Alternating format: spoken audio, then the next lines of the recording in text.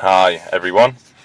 Hi, so this is Jason Pegler, CEO of Chipmunkapublishing, and I'm just here today to give it. This is the following day from the seminar, so it's the day after the seminar, and I'm just here to talk about the feedback really. So I guess it's my own feedback. I've read the feedback forms, and it's great. Everyone liked the event. And one person could have liked the event more, and everyone else liked the event a lot. So that's pretty good. So it's like 90 odd percent really happy success rate, and it was really good. I feel I'm still on a bit of a high actually, which is really good. I still feel really good about. Feel blessed really. The people that I met yesterday, and most of them I hadn't met before. I'd only met like two of them before, so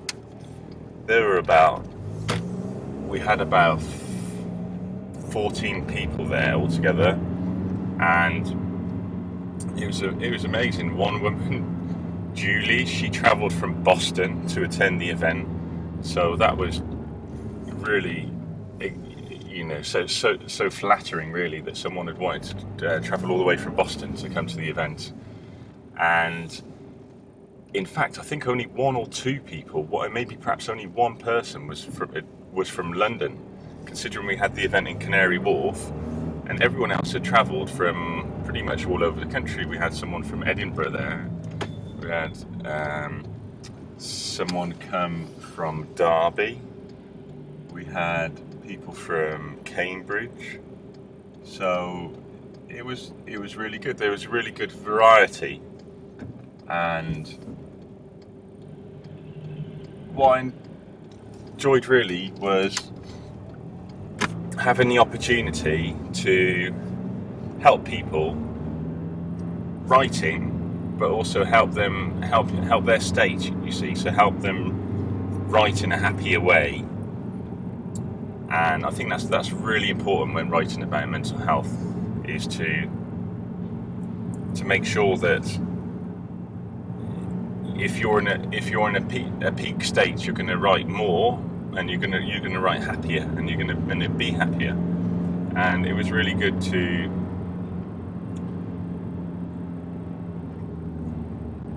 allow people to see people in the flow of writing. And I was doing some writing myself, which I haven't done for a while, so that was great.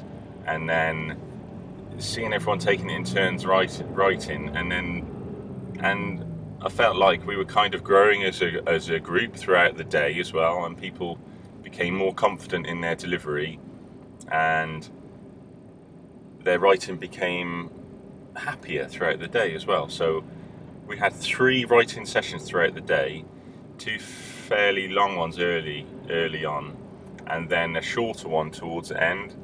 And it was really good seeing the shorter one towards the end, because we were writing comedy. We were writing, there were a lot of funny things that were coming out, which was really good, and it was great to share experiences with everybody and pass on some strategies that have helped me with my conquering my bipolar. And we also had the Conquering Bipolar booklet just come out, 16 must-know techniques to conquering your bipolar, but that applies to every mental illness, not just bipolar. So it was really good to share that and to go through that, and to use some techniques from different people that have inspired me in personal development, and let people know a bit about Brian Tracy and Jim Rohn and people like that. But then also to test and assess the mental health empowerment technology, because that's what these seminars are about really, is putting these strategies in place so that the people who attend the seminars can really benefit. And I launched the mastermind group, and we had great interest in that, so we're following up with that. And also doing a one-day writing and marketing seminar that's coming up that you can all know about. So the day was have lots of different emotions afterwards. Felt the day was definitely inspiring. It was enthralling. My partner asked me to sum it up in one word, and I said enthralling. I found it exciting, challenging, rewarding, tiring. Most of all, I found it enthralling, and it did give me a real will to want to serve my clients more. And it helped. One or two people had been having writing blocks over the last year or two even, and they were writing really, really well. We had different people there with different conditions, a few bipolar people with schizophrenia, anorexia, and it was a real group. It's not as though I didn't feel like, what was interesting actually, when everyone introduced themselves in the beginning, they weren't really that specific about their conditions. But as the day went on, it came more and more out in the writing. So I think there's a couple of reasons for that.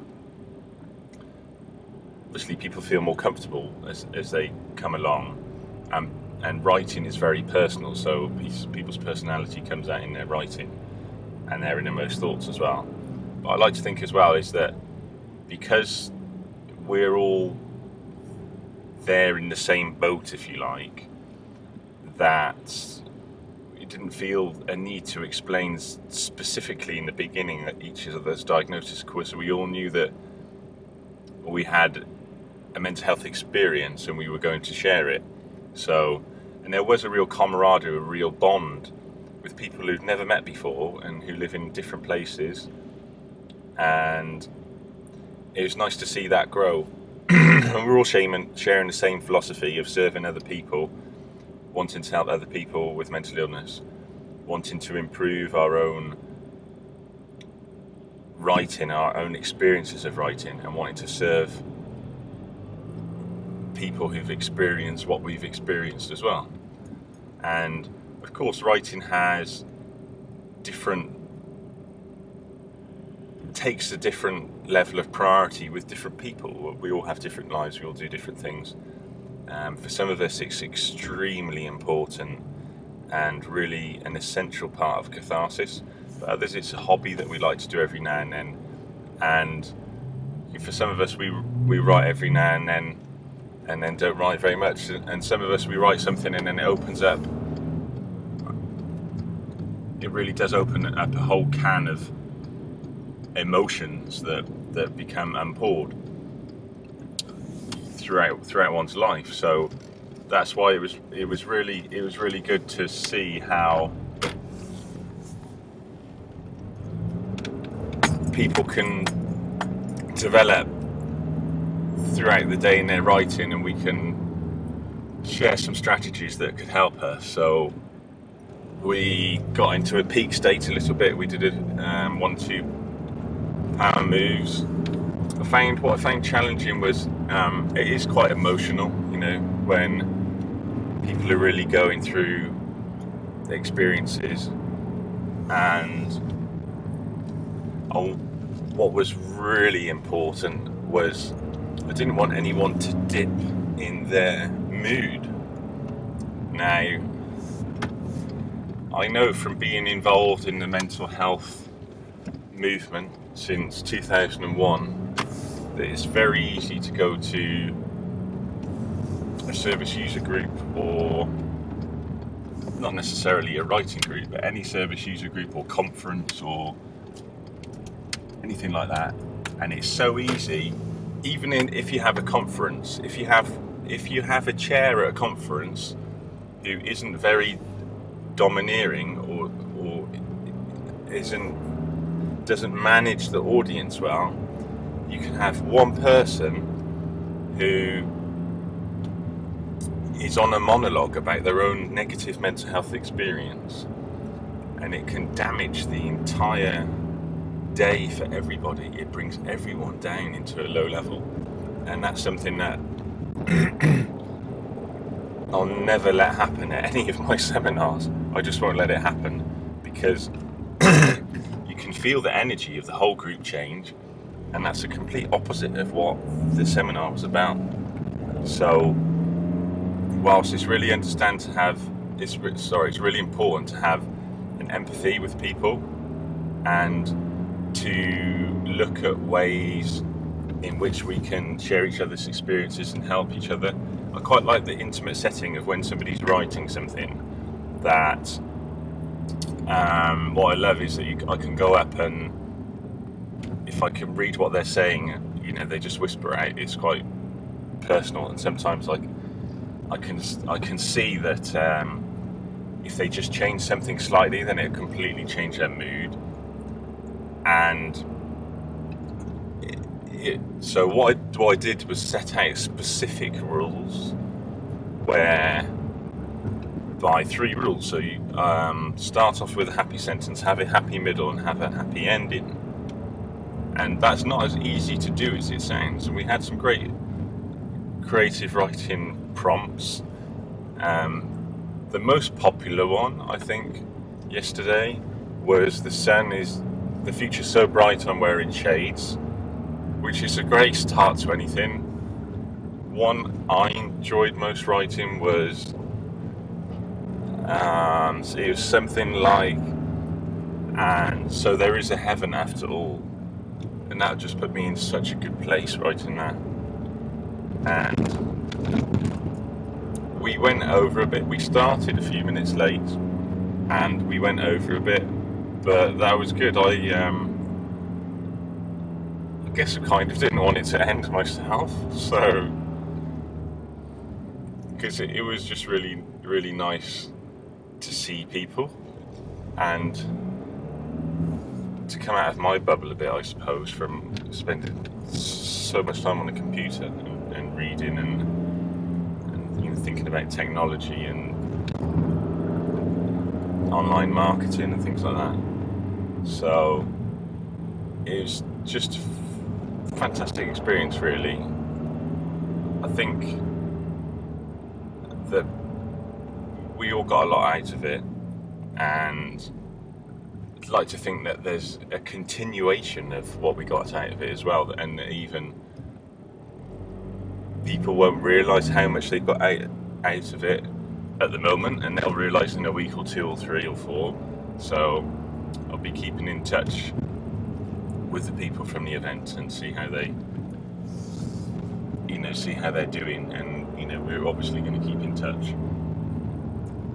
And it's just great. It was just great to meet so many like-minded people who all care about writing. They care about wanting to help other people with mental health experiences. They want to develop and grow as people, and interesting to see why writing is important to them, how writing is important in their lives, what role writing plays in their lives, and also really interesting how they define themselves. So how do they define themselves as people? So because the language that we use is really important to how we define ourselves and the kind of lives that we live. So we had one guy, for example, who was talking about, I'm a paranoid schizophrenic, and it's really interesting because if you can change the language there and say, I used to be a paranoid schizophrenic and now I am on my way to recovery, then that is a different psychology that you set yourself. You see, it's a different mindset that you set yourself. And like Zig Ziglar says, if you change the input, you change the output. It's just explained so well that, I think. So what I'm saying is, if you change the definition of yourself, then you'll change the life that you lead and the everyday life that you lead. And if you pick up one thing from this video, I think that is what you should pick up today, the thought of the day, if you like. So you change the input, you change the output. So when I call myself a former bipolar sufferer, do you think I feel much better every day talking that about myself, as opposed to saying something completely different, like I'm bipolar, I will have bipolar for the rest of my life? What do you think makes me feel better every day? What do you think drives me to a higher place? What do you think makes my life more filling? This is the same with anyone who's listening to this, with them who has a mental illness diagnosis, or a carer who is desperately, loves their son or daughter or partner and wants them to get better. The language that we use in connecting and describing the person that we love is just as important in defining the way they feel about themselves as the way they feel about themselves, almost. Obviously, if you want to recover from a condition, it has to come from within. It has to come from within your own mind, body and soul. But essentially it comes from your thoughts. Because if you can alter your thoughts, you can alter your actions. And in order to order your actions, in order to change your actions and alter your actions, you need to change your thoughts. And what's the best way of changing your thoughts? It's actually having a lot of vigorous physical exercise. It sounds insane, but it's true. The fitter you become, the fitter you get, and the more likely you are to change your thoughts about yourself. Then what other strategies can you use to do that? Well, there really are a lot of other strategies that you can use to really empower yourself and make yourself feel really better about everything. Being physically fit, as fit as you can, is so important. What after that? When you think, well, having a good night's sleep, getting into personal development, having enough ambition where you can drive yourself to a higher place every day, finding role models that you want to push yourself towards, finding a peer group, that people in your lives that push you to a higher place, that don't bring you down, eating healthily, avoiding caffeine after 1 o'clock or 12 o'clock, avoiding it completely if you can, not taking alcohol, or if you do have it, very, very small amounts of it, and don't have it very often. Just all these common sense things that we all know about, but for some reason or other, it's hard to balance them all at a time. So it's quite easy in life to get stuck in a rut and to say, okay, I'll do this, then I'll improve one thing, and then you take your eye off something else. So it might be, okay, so you get your weight down to the weight that you want to get to, and then as soon as you do that, you stop exercising, and then because you do that, then your mood isn't as good, and you get a bit snappier, and you get a bit more lethargic, and then you put weight on again, and then that affects you become more stressed at work. It's kind of a revolving negative cycle, but it's so easy to snap into the negative cycle, because if you into the positive cycle, you must get into this positive cycle, because another thing that's really important is that another Zig Ziglar thing, actually. I'm really into Zig Ziglar this morning. Talks a lot of sense. So, the harder you work on yourself, the easier life becomes. The harder you work on yourself, the easier life becomes. That's so important.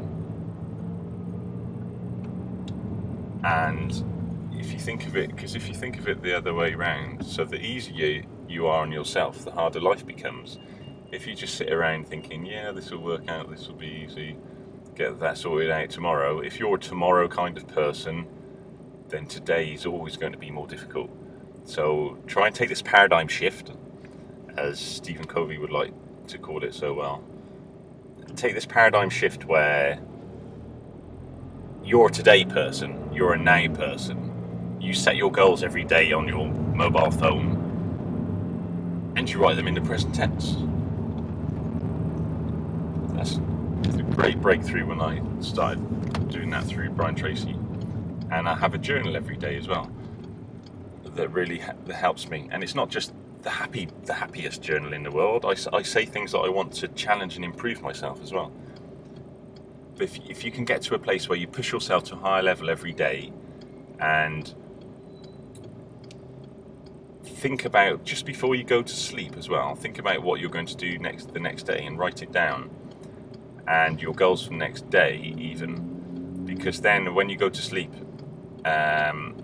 you start realizing and acting what you're going to do while you're asleep. So you're effectively putting the superconscious or subconscious mind into place and making it so it really does achieve its maximum, because you can use your subconscious mind to help you in so many ways that you can't imagine.